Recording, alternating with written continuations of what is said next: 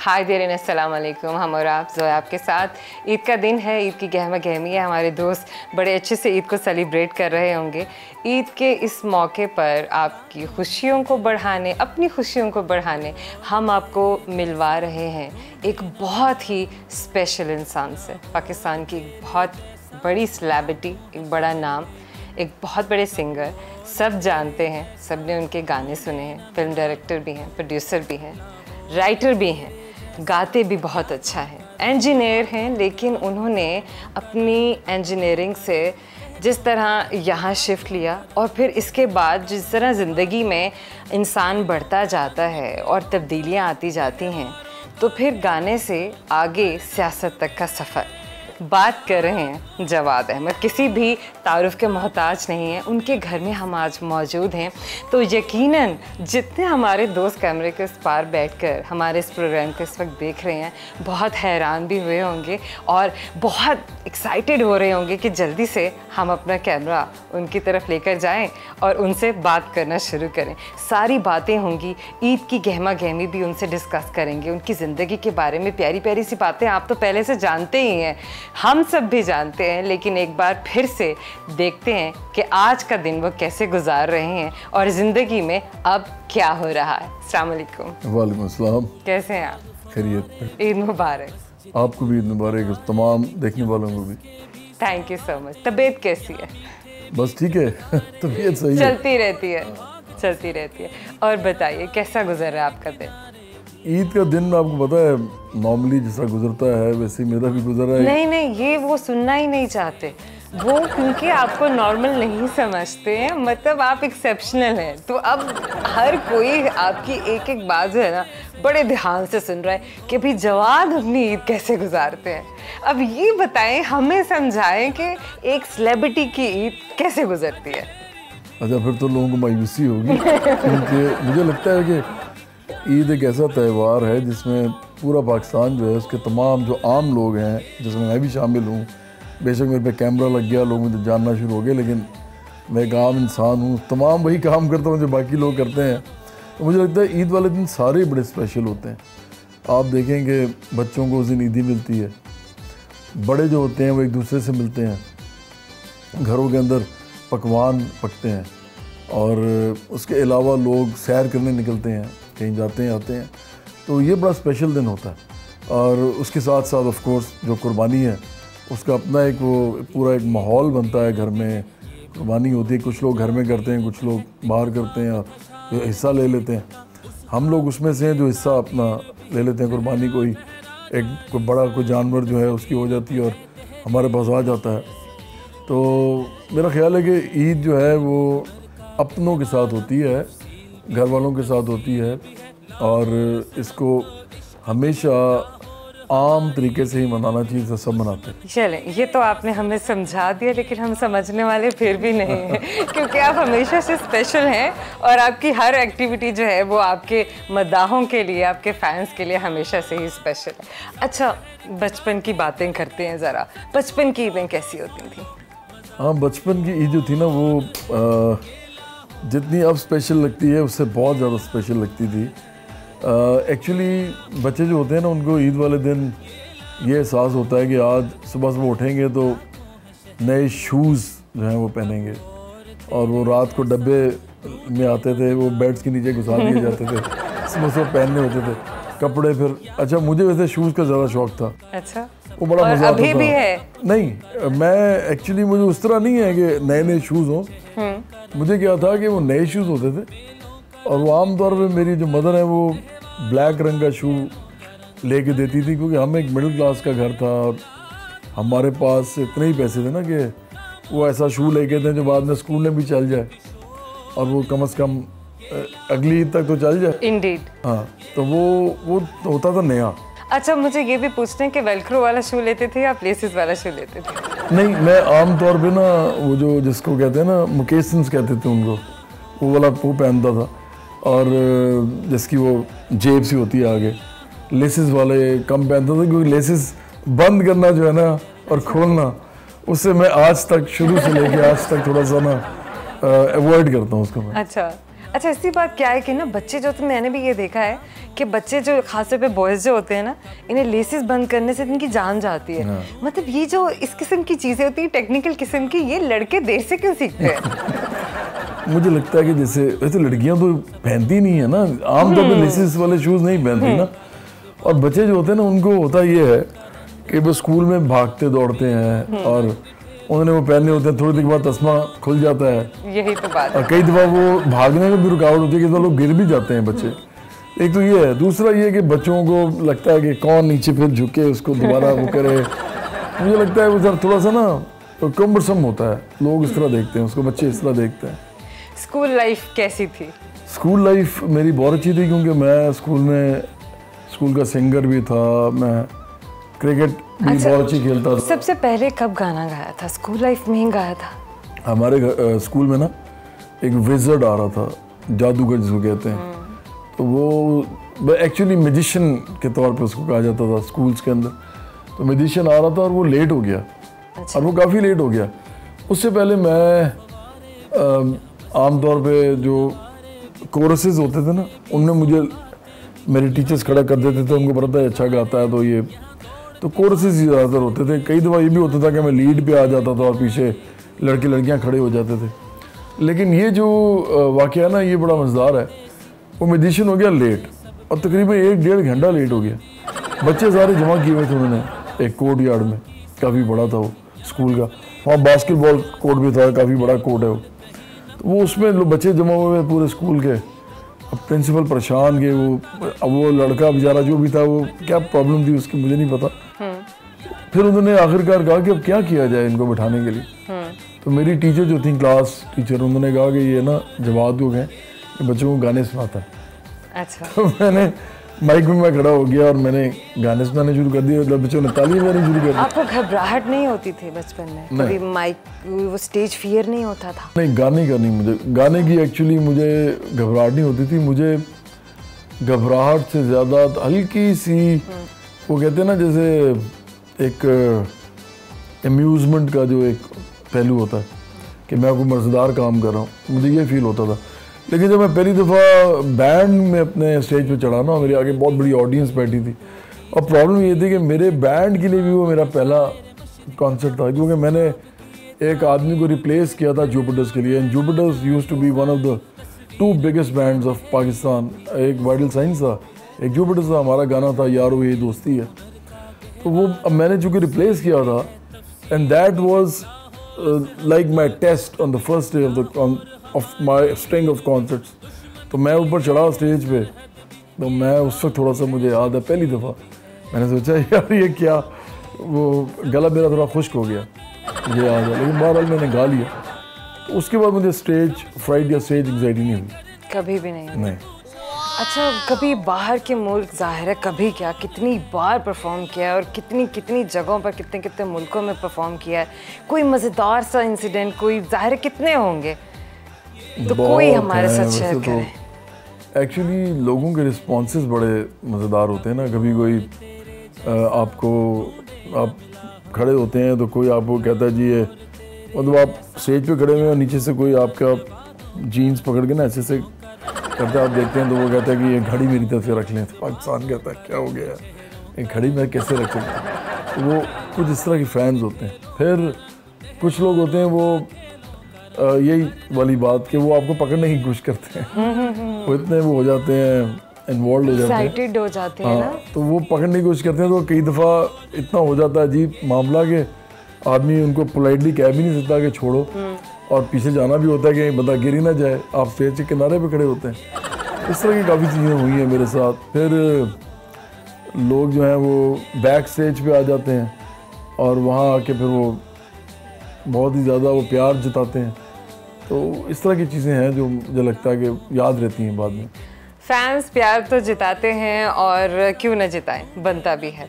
अभी हम ये बातें कर रहे हैं और इन्हीं बातों को इसी जगह से हम जोड़ेंगे। छोटा सा ब्रेक लेंगे, ब्रेक के बाद मिलते हैं। लोगों का बड़ा प्यार होता था और वो आप स्टेज पे चढ़ते थे, आपके सामने क्राउड होता था 20,000 25,000 लोग। जैसे मुल्तान का एक कॉन्सर्ट था, मुझे अच्छी तरह याद है, उधर 40 से 45,000 लोग थे। Oh my God.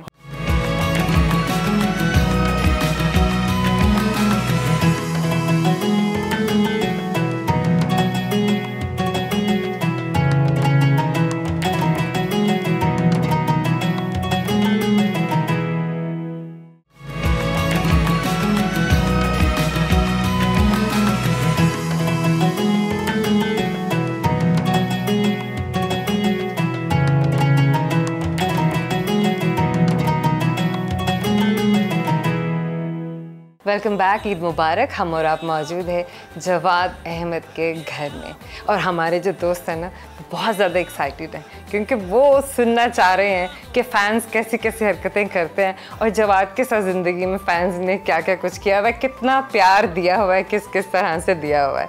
ये बात तो हो ही रही है। तो चलते चलते जवाद, अब ये भी बताइए कि लड़कियों को बड़ा क्रेज़ होता है ना सिंगर्स और यंग से, और आप तो इतने मतलब इतना डिफरेंट, आपकी लुक्स भी बहुत डिफरेंट थी, अभी भी हैं, और ऐसे कोई और सिंगर नहीं होता था ऑनेस्टली स्पीकिंग। तो एक वो चीज़ होती थी कि यार ये बड़ा क्रिस्मेटिक सा है, ये बड़ा कुछ बहुत ही अट्रैक्टिव और बड़ा डिफरेंट सा। लड़कियों का क्या रिस्पॉन्स होता था, लड़कियों के साथ कैसे वो फ़ैन फॉलोइंग बताइए ज़रा हमें। अच्छा, स्पेसिफिकली अगर मैं अपने बारे में बात करूँ ना तो वो तो बहुत से वाक़यात हैं, लेकिन मैं चाहूँगा कि मैं पहले उस दौर का आपको बताऊँ जिस दौर में मैं आया था। तो उस वक्त तक सोशल मीडिया नहीं था, कोई फेसबुक, ट्विटर, यूट्यूब कुछ नहीं था। मेरे सामने ये सब आए हैं।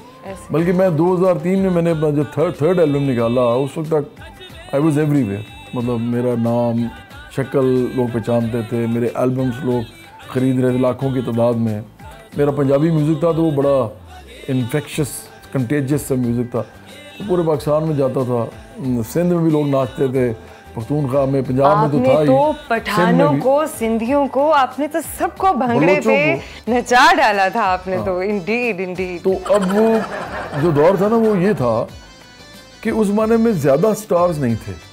अब देखें ना, ये था ही नहीं ये सारा कुछ। एक चैनल था पाकिस्तान टेलीविज़न, और उसके बाद बड़ी कुछ अरसे के बाद NTM आया था, फिर उसके बाद एक चैनल था PTV वर्ल्ड, ये था।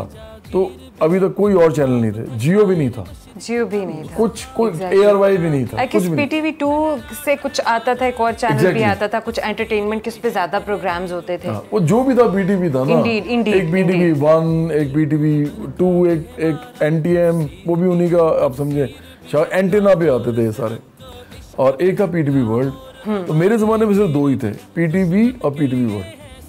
अच्छा, अब सोचेंगे कितने थोड़े से होंगे एक्टर्स, कितने थोड़े से सिंगर्स, और कितने थोड़े से स्पोर्ट्स पर्सन जो लोगों को उनका पता था। एंकर्स तो थे ही नहीं, बिल्कुल नहीं था, बल्कि वो न्यूज़ कास्टर्स थे। बिल्कुल ऐसा है, न्यूज़ कास्टर्स, वो भी सिर्फ न्यूज़ की हद तक। ऐसा नहीं कि कोई मतलब उनका सोशल मीडिया सवाल ही पैदा नहीं होता। एग्जैक्टली। तो पता क्या होता था जोया, मैं स्टेज पे चढ़ता था जी, और लोग ना चीखें मारना शुरू कर देते थे, और उन्होंने पहली दफ़ा मुझे देखा होता था और वो रोना शुरू कर देते थे। ख़ासतौर पे जो लड़कियां या औरतें होती थी, they actually used to cry. अब वो आपको नहीं अभी समझ आ सकती, इसलिए क्योंकि इतने सारे स्टार्स हैं, इतने ज़्यादा हैं कि अब वो लोगों का ना, वो एक होता है पंजाबी में कहते हैं झाका, वो खुल गया हुआ है। अब लोगों को रोज़ देखते हैं, किसी को बाहर देख लिया, मार्केट में देख लिया, किसी को गाड़ी में जाते देख लिया, उधर थे ही 10-12 लोग थे। तो वो बड़े अजीब सीन्स थे जो मैंने देखे हुए। तो लोगों का बड़ा प्यार होता था, और वो आप स्टेज पे चढ़ते थे, आपके सामने क्राउड होता था 20,000, 25,000 लोग। जैसे मुल्तान का एक कॉन्सर्ट था, मुझे अच्छी तरह याद है, उधर 40 से 45,000 लोग थे। Oh my God. हाँ जी, और वो ओह माय गॉड, वो पाकिस्तान टोबैको का वो शो था, मुझे याद है अच्छी तरह। और एक बहुत बड़ा वो बाग था जो कि किसी औलिया इकराम का कोई वो था ना, वो जो कहते हैं उसको ज़ियारत गाह कहते हैं। आज़बादुल ज़िक्रिया का आई गेस वो उनका बहुत बड़ा वो मैदान था, उसके अंदर ही हुआ था। तो दोज वर डिफरेंट टाइम्स। हमारे लिए भी अजीब थे, क्योंकि हमें भी समझ नहीं आती थी कि मैं तो बिल्कुल आम सा निकला था घर से, और आम से ही गाड़ी से भी निकला। ये एकदम लोगों ने मुझे क्या बना दिया। आई एम श्योर कभी भी ऐसा होता होगा, लेकिन चूँकि मैं अभी भी फील्ड में पिछले 2-3 साल तक तो मैं एक्टिव था बहुत, तो अब बिल्कुल वो नहीं है लेवल ऑफ एडुलेशन या एप्रिसिएशन, या वो जो इंगेजमेंट है ना जो उस ज़माने में थी। लोग बिल्कुल पागल हो जाते थे। तो वो दौर ही ऐसा था, क्योंकि लोगों के पास कोई चॉइस नहीं थी, सिर्फ 2 चैनल थे। ये भी बात है, 2 चैनल थे ना, और उसी पे आना था जो आना ऐसा ही है। इस बार रेडियो था, रेडियो पाकिस्तान, FM अभी स्टार्ट नया अच्छा हुआ देखिए था। ना, कंपटीशन भी तो नहीं होता था, वही ना। रिमोट लोगों के हाथ में नहीं होते थे। Exactly. बस टीवी के बटन दूर से उठना है, उसी वक्त ही बंद कर देना है, जब धुआं खत्म हो जाएगा, जब जंगल खत्म हो बिल्कुल, जाएगा। अब आपने कितनी अच्छी बात की, ये Indeed. धुआं, वो जो आशिर अजीम है ना, बिल्कुल अब वो बंदा जो है वो आज भी, वो इस वजह से हर एक को पता है, अब के लोगों को नहीं पता क्योंकि इन लोगों ने उन्होंने छोड़ दिया हुआ ड्रामा इंडस्ट्री, अब जो पौध आ रही है उनको नहीं पता, लेकिन जिस वक्त तक वो बंदा था और लोग 20, 25, 18, 15 साल के भी थे, उन सबको उसका पता है। ऐसा ही है। अब अगर मैं यही बात करूं कि वीडियो जंक्शन के नाम से आई गेस एक प्रोग्राम आता होता था रात के शायद 8 बजे या 9 बजे, जिसमें फ़खर आलम भी कंपेयरिंग करते थे, काफ़ी और लोग भी आए थे और उस वक्त फ़खर खुद भी गा रहे थे उसमें। अच्छा, कितने कितने अरसे, कितने कितने महीने आपका गाना टॉप 10 पर ही होता था। और मुझे आज भी याद है कि वाहिद वो आप ही सिंगर थे जिसका गाना अल्लाह मेरे दिल के अंदर, मोमिन में हक कलंदर, वो आई गेस मैं सही बोला है मैंने, तो वो गाना महीनों टॉप 1 पर टॉप, और जिस दिन वो टॉप 2 पर गया, आई स्टिल रिमेम्बर कि हमारे दिल यूं हो रहे होते थे कि नहीं अभी ये कैसे टॉप 2 में जा सकता है। मतलब वो गाना उसने अल्लाह के कॉन्सेप्ट को इतने डिफरेंट तरीके से इंट्रोड्यूस कराया लोगों में, और वो सुनते ही ना ऐसे हम कहते हैं ना जैसे गूज़बम्स होते हैं, तो वो उस वक्त भी ऐसी कोई फीलिंग होती थी। सो ये बात बिल्कुल ठीक है। अब कुछ वीडियो जंक्शन के बारे में बात करें, वहाँ बताइए कि वो एक्सपीरियंस जब आप वहाँ पर नज़र आते थे, जब आप वहाँ पर गा रहे थे और वहाँ पे एक कंपटीशन होता था, बाकी भी जितने सिंगर थे वो भी सब बड़ा कंपटीशन देने वाले होते थे, और उसमें एक लाहौर का लड़का इस तरीके से निकल के छा जाए, ये सब बहुत डिफरेंट था। उसको वीजे कहते थे, वीडियो जंक्शन, लेकिन आमतौर पे वीजे के तौर पे वीजे के तौर पर। अब वो जो वीजे था ना, वो लाहौर बेस्ड था प्रोग्राम। उस ज़माने में 3 प्रोग्राम हो रहे थे पाकिस्तानी चैनल्स पे। एक का नाम था म्यूज़िक चैनल चार्ट्स, उसको MCC कहते थे। एक का नाम था Pepsi top of the pops, एक ये था। ये दोनों कराची से होते थे, लाहौर से सिर्फ यही होता था वीडियो जंक्शन। और लाहौर से जो आर्टिस्ट है ना, उनका मसला जो फ़र्क था, मतलब बाकियों से उनका जो मामला फ़र्क था, वो ये था कि हम पंजाबी गाने बहुत गा रहे थे। अच्छा, पंजाबी गाना मैंने आपको पहले भी बताया, अगर आप इवन इंडिया की इंडस्ट्री देखें ना, तो वहाँ पे भी किसी ना किसी फिल्म में उन्होंने पंजाबी गाना ज़रूर डालना होता है। उनको पता होता है कि इसने हिट हो जाना है और इस पर डांस लोग करेंगे। ऐसा ही है। तो वो जो वीडियो जंक्शन था ना, उसने इतने बड़े बड़े गाने प्रोड्यूस किए, और फिर चूंकि गाना हिट हो जाता था, तो मैंने आपको बताया कि 2-3 तो चैनल थे सारे, तो वो आर्टिस्ट भी हिट हो जाता था। वो इतना बड़ा हिट होता था कि everyone in Pakistan used to know कि ये बंदा जो है, इसका नाम ये है। अगले दिन उसके अखबारों में फीचर्स और वो इंटरव्यूज छपने शुरू हो जाते थे। 3-4 बड़े बड़े अखबार थे। अखबार इतना इंपॉर्टेंट था उस ज़माने में, चूँकि 2 चैनल थे सिर्फ, इतना इंपॉर्टेंट था कि अगर अखबार में ये आ गया ना कि जवाद अहमद लिखा हुआ है, जवाद अहमद छा गया, तो इसका मतलब पता क्या है कि जिनको नहीं ना पता कि वो छा गया है, उन्होंने भी समझ लिया कि वो छा गया। इतना इंपॉर्टेंट था अखबार, और उसकी सुर्खी और लोगों को खबरें उसके अंदर जो लगती थी, तो बड़ा मज़ेदार दौर था। मैं समझता हूँ कि पास तो कभी भी वापस नहीं आता, माजी सिर्फ याद होती है। माजी सिर्फ याद होता है, और माजी कभी भुलाया नहीं जा सकता, क्योंकि माजी ये हमारी ज़िंदगी का हिस्सा होता है। छोटा सा मुख्तसर सा वक्फा है, वक्फे के बाद आएंगे तो यहीं से कंटिन्यू करेंगे। हमारे साथ रहिएगा। मेरे दिल की रानी तुम, मेरी खुशियों का मौसम, मेरे ख्वाबों की ताबीर, मेरे सपनों की तस्वीर, बिन तेरे कैसी यार, वो जीत हो या हार, तेरे संग है सब कुछ, तू ना हो तो बेकार।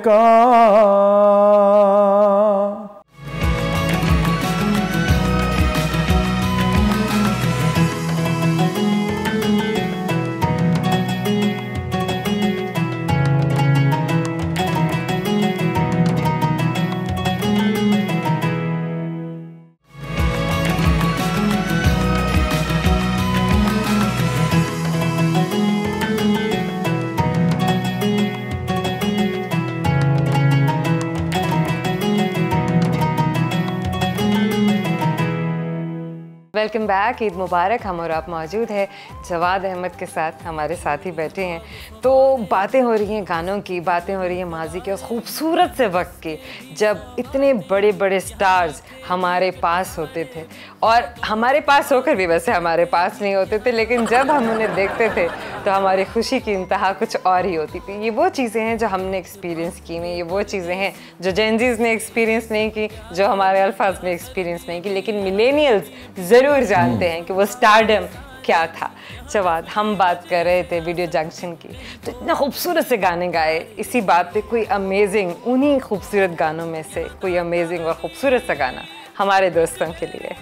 अच्छा, मेरा एक गाना था वीडियो जंक्शन में चलता था, वो बहुत हिट हुआ था। उस ज़माने में मैं जुपिटर्स में था, वो गाना बड़ा मज़ेदार था, मैंने खुद लिखा था, तो मैं आपको उसका एक स्टैंजा सुना देता हूँ। कभी कभी ऐसा होता है जनाब, आते हैं जब बचपन के दिन याद, भूतों से डरना, फजूल जिद करना, तोड़ना खिलौनों को अपने, बच्चों को सताना, झगड़ना लड़ाना, फिर पकड़ा जाना मेरा, क्या हो के लौटे बचपन मेरा। हाँ बाकी सब ठीक है, ठीक है, हाँ बाकी सब ठीक है, ठीक है। तो Oh my God, amazing, amazing, amazing. क्या बात है। और जब ये ठीक है आता था ना, तो फिर सभी कहते होते थे कि ठीक है।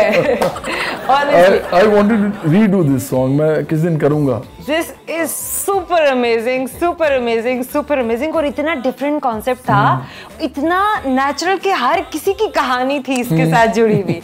सब अपने अपने बचपन को यूं रिकॉल करते थे ये गाना सुनते ही। Yes. क्या बात है, इससे ऊपर कोई चीज ही नहीं है। एक और गाना भी आपका जो हर दिल पर छा गया था और हर किसी के दिल को ऐसे जोड़ लेता था अपने साथ, बिन तेरे क्या है जीना। एक बार हमारे दोस्तों के लिए भी। अच्छा, लेकिन ये गाना जो है ना वो 2000 में आया था, मतलब काफ़ी अरसे के बाद इस दौर के। मैं कुछ सुनाता हूँ। ये मेरे अपना सोलो करियर का जो स्टार्ट था, तो मैंने ये गाना किया था उस वक्त। बिन तेरे क्या है जीना, बिन तेरे क्या है जीना, मेरे दिल की रानी तुम, मेरी खुशियों का मौसम, मेरे ख्वाबों की ताबीर, मेरे सपनों की तस्वीर। बिन तेरे कैसी यार, वो जीत हो या हार, तेरे संग है सब कुछ, तू ना हो तो बेकार। बिन तेरे क्या है जीना। Oh my God, amazing, amazing, amazing। मतलब इतना डिफरेंट, ये इतना मुख्तलिफ एक सिंगर कैसे हो जाता है ना। चलो हम ये तो एक्सपेक्ट करते हैं कि किसी इंसान की शख्सियत में एक रंग है, लेकिन इतने सारे रंग और इतने सारे डायमेंशंस, ये कैसे होता है? असल में मेरा ख्याल है कि तमाम लोगों के अंदर ये सारे डायमेंशंस होते हैं, ये probably they don't get explored, मेरा अपना ये ख्याल है। और उसके लिए ये है कि अपॉर्चुनिटी नहीं मिलती लोगों को। आपके अंदर भी बहुत से और भी जौहर होंगे, आपको पता भी नहीं होगा अभी। एक्चुअली कुछ लोग होते हैं पाकिस्तान के अंदर जिनको किसी न किसी चीज़ में, जैसे स्पोर्ट्स है, जैसे शोबिज़ है, वहाँ पे कोई ऐसी चीज़ मिल जाती है इसको ग्रैस्प अगर कर लें अपॉर्चुनिटी को, तो दे स्टार्ट गेटिंग टेलीवाइज्ड, या दे कम इन द फिल्म्स, या उनका कोई स्पोर्ट्स का इवेंट है, वो क्रिकेट खेल रहे हैं, वो हॉकी खेल रहे हैं, वो वर्ल्ड कप का मैच आ गया, उसमें हमने सेंचुरी कर दी है, तो वो लोग स्टार्स बन जाते हैं। तो लोगों को लगता है कि शायद यही टैलेंटेड है। एक्चुअली बहुत ज़्यादा लोग टैलेंटेड होते हैं। और मेरा अपना ये ख्याल है कि मेरे अंदर जो भी रंग थे, मैं लकी हूँ कि मुझे एक्सप्लोर करने का टाइम मिल गया और मुझे चांस मिल गया। अदरवाइज़ पाकिस्तान में बहुत टैलेंट है और बहुत ज़बरदस्त लोग हैं। अमेजिंग। अच्छा, earth sign air, star Libra, कहते हैं कि बड़े इंसाफ पसंद लोग होते हैं ना, बड़ी बराबरी से चलते हैं, ऊपर से नाम भी बराबरी पार्टी है। तो अपनी पर्सनालिटी में कितना बैलेंस है, कितना इंसाफ पसंद है, कितना अपने आप को लगता है कि हाँ स्टार के साथ आपकी जो है वो सारी आपकी शख्सियत जो है वो मिलती है, कितना सिंक होती है? अच्छा, मेरा अपना ख्याल है कि मैं वो टेंजेंट नहीं होता, वो जो सर्कमफ्रेंस के साथ आगे चला जाता है, तो मतलब हवा में मेरी ज़िंदगी में ना इम्पल्सिव मोमेंट्स भी होते हैं, जब मुझे नहीं पता होता कि मैंने एकदम ये क्या कर दिया है और मैं कोई ऐसी हरकत कर जाता हूँ। सभी की ज़िंदगी में होते हैं ऐसे मोमेंट्स। नहीं, आपने मुझे कहा ना कि आप कितनी बराबरी कायम कर पाते हैं, ये सुनना चाहती हूँ। तो मैं ज़्यादातर बहुत ही कॉन्शियस रहता हूँ। I am actually suppose to be in fact recognised to be in my field as a very quiet और वेल कंपोज्ड पर्सन। मैं ज़्यादातर लोगों के साथ ना, बहुत कम लोगों के साथ मेरी इंटरेक्शन इस तरह की होती है जिसमें मैं अपना आप खोलता हूँ, मैं नहीं करता इस तरह। लेकिन कई जगह आप इम्पल्सिव हो जाते हैं। जब मैं इम्पल्सिव हो जाता हूँ ना, तो फिर मुझे ये करना पड़ता है कि have to make it up. फिर मुझे, या वो कहते हैं ना, मेक अप टू इट, मतलब आपको बैलेंस करना पड़ता है। फिर कई दफ़ा आपको लोगों से कहना पड़ता है कि यार गलती हो गई। कई दफ़ा आपको अपने आप को कहना पड़ता है, अपने आप को कहना पड़ता है कि यार गलती हो गई, दूसरे को ना भी कह सकेंगे। तो मेरा ख्याल है कि वो कभी कभी होता है, लेकिन होता है।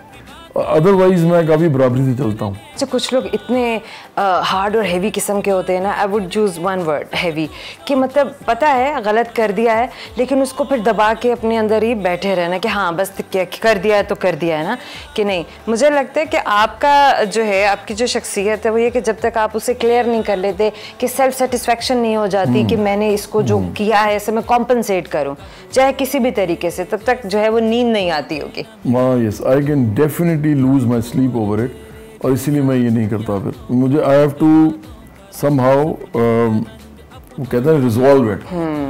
तो अगर मैं नहीं करता तो मैं तो समझता हूँ कि हर एक को करना चाहिए। मेरा एडवाइस है कि आपने जो कहा ना hard and heavy, these are very कहते हैं अट्रैक्टिव वर्ड्स, और लोग समझते हैं कि मैं तो बड़ा हैवी इंसान हूँ, मैं तो बड़ा हार्ड आदमी हूँ। लेकिन इंसान आखिरकार जो है ना, वो उनके ऊपर ये स्ट्रेस जो है वो जमा होता जाता है, ऐसा उनको ही पता नहीं होता, बिल्कुल उनके सब कॉन्शियस में जाता है। अच्छा, उससे या तो वो खुद टूट जाते हैं, हाँ, और या वो लोगों को तोड़ना शुरू कर देते हैं, रिलीज नहीं कर रहे होते ना वो उस पेन को, उस प्रेशर को, और या वो लोगों को तोड़ना शुरू कर देते हैं। मतलब वो कातिल बन जाते हैं, वो बहुत बड़े वो जालिम बन जाते हैं। तो ये अच्छा नहीं होता। मेरा ख्याल है कैथारसिस, सेल्फ कैथारसिस और सेल्फ वो एक लफ्ज़ होता है ना जस्टिस, अपने अपने साथ सेल्फ क्रिटिसिज्म, वो करना चाहिए। Very good. अच्छा, दोस्तों के साथ क्या सिलसिला रहा? जो बचपन के दोस्त थे, क्या आज भी वो दोस्त हैं जो छूट गए रास्ते में? कोई वहाँ रह गया, कोई वहाँ रह गया? नहीं, ऐसा नहीं हुआ, लेकिन ये हुआ ज़रूर कि लोगों से राब्ता बहुत कम होता है। अच्छा, अब वो मेरी गलती है ज़्यादा। अच्छा, नहीं कि ऐसा तो नहीं होता है कि मतलब जो गुजर गया तो गुजर गया, नहीं नहीं नहीं, अब आगे नहीं, ऐसा नहीं है। मैं समझता हूँ कि दोस्त कम बनते हैं इंसान के, लेकिन वो जो होते हैं ना, वो बड़े प्राइज्ड आपकी पोजीशंस होनी चाहिए। कम से कम अगर वो दुनिया में रहते हैं, आपके साथ ही हैं, खुदा न खासा नहीं चले गए कहीं, इवन आपके रिश्तेदार, आपके बहन भाई, आपके माँ बाप, सब लोग, तो अगर तो मेमोरीज में नहीं रह गए तो लोगों को उनको टाइम देना चाहिए। और मैंने जिस तरह पहले कहा कि ईद वाला दिन जिस तरह आज है, ईद वाले दिन ज़रूर मिलना चाहिए लोगों से। और अगर आप नहीं भी मिल सकते ना लोगों से, तो आप उनको फ़ोन कर दें। उससे क्या होता है कि वो जो एक तो ना टूटे हुए दिल जुड़ जाते हैं, एक होता है कि दूर हुए हुए दिल जो है ना वो पास आ जाते हैं। तो मेरा ख्याल है कि ईद वाला दिन जो आज का जो मौका है ना, कम से कम उस दिन पुराने दोस्तों को, और फिर स्कूल कॉलेज के दोस्तों को, मोहल्ले के पुराने दोस्तों को, और फिर आपके यूनिवर्सिटी के, फिर आपके काम के साथ जो मैंने स्टार्ट किया आपके साथ, उनको आपको ज़रूर अपने दिलों में रखना चाहिए और उनको उनके साथ कांटेक्ट में आना चाहिए। तो पुराने खिलौने भी पास ज़रूर होंगे? खिलौने नहीं है एक्चुअली, क्योंकि मेरे घर में हम 4 बहन भाई थे, तो वो खिलौना जो है ना वो मेरे बाद भी 2 भाई थे, तो वो पता नहीं कहाँ जाते थे। उसके बाद मैं बड़ा हो गया तो मेरे खिलौने उनके पास चले गए। लेकिन यह है कि कुछ चीज़ें हैं मेरे पास, जैसे बहुत बचपन की तो नहीं है, लेकिन मेरे जो कॉलेज यूनिवर्सिटी की कुछ चीज़ें हैं, जैसे मेरे पास कलर्स हैं यूनिवर्सिटी के जो मुझे मिले थे। क्रिकेट में मैं कैप्टन था यूनिवर्सिटी का, फिर वो मेरे इस तरह की चीज़ें कुछ मेरे फैंस मेरे लिए चीज़ें बनाते थे। बिल्कुल बिल्कुल। बहुत बड़े बड़े खत, कमरे जितने बड़े बड़े खत, उनको मैं रोल करके तो इतना बड़ा वो बन जाता था। और इसी तरह टी शर्ट्स, उनके में मेरे नाम लिख के खुद ही पेंट करके, फिर और भी इस तरह की चीज़ें जो मैंने आपको बताया ना, वो जो वक्त था ना वो बड़ा अजीब था। लोग नहीं, आजकल के जो इवन नए लोग हैं ना जो स्टार्स हैं, वो मैं बहुत अप्रिशिएट करता हूँ उनके काम को, बल्कि उन्होंने हमारे काम को आगे वो लेके गए। लेकिन शायद ये उनको ना मोमेंट्स मिले। आपको पता है क्या होता था कि बोरियों में हमें खत और सब चीज़ें डालनी पड़ती थी, इतने ज़्यादा आते थे। I know you probably would not नहीं, ये बात believe मैं that. जानती हूँ क्योंकि ये मैंने न्यूज़ पेपर्स में पढ़ी थी ये बात। मैं आपको उसी वजह बताता हूँ। हमारा ईमेल एड्रेस लिखा होता था सिर्फ एल्बम पे। एल्बम लाखों की तादाद में चली जाती थी। सॉरी, ईमेल एड्रेस और एड्रेस, फिजिकल एड्रेस। अब फिजिकल एड्रेस पे लेटर आ रहे होते थे, और जो ईमेल था वो भर जाता था। ईमेल में मुझे याद है मेरा जो पता नहीं कितने जीबी का वो होता था। नया हॉटमेल के बाद जीमेल स्टार्ट हुआ था। अभी ज़हन में रखें कि कोई सोशल मीडिया नहीं था। ईमेल वाज ओनली, कहते हैं ना, probably the biggest contact that you could have with people, या रेगुलर कॉन्टेक्ट। तो वो इतनी ज़्यादा होती थी कि वो मेरा वो जो 5 GB का या 10 GB का मुझे याद नहीं है, वो भर गया। तो मैंने पहली दफ़ा उसको सोचा कि इसको क्या करूँ, तो पता लगा कि पैसे दे के आप इसको बढ़ा सकते हैं। तो मैंने कहा ना, दे वर डिफरेंट टाइम्स।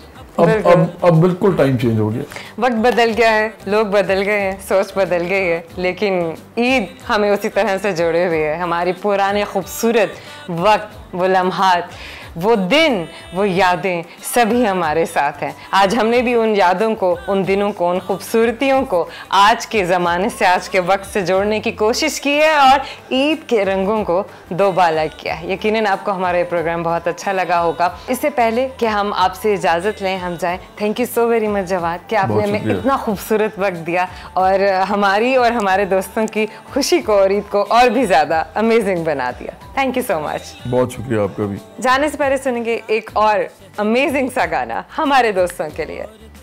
चले, मैं फिर दिलों को जोड़ने वाला गाना करता हूँ जो सारे पाकिस्तानीज़ को आता है। जरूर। रहे ना रहे ये जीवन कभी, बनी ये रहे दोस्ती, है तेरी कसम ओ यारा मेरे, जुदा हम ना होंगे कभी, हमेशा रहे तू साथी मेरा, ये बंधन रहे यूं सदा, ये ताकत तेरी, ये कुव्वत तेरी, बड़े है मेरी ये दुआ, ओ मेरे यार तू मेरा प्यार, सदा रहे तू सलामत, तेरी मेरी ये दोस्ती यूं ही रहे ता कयामत।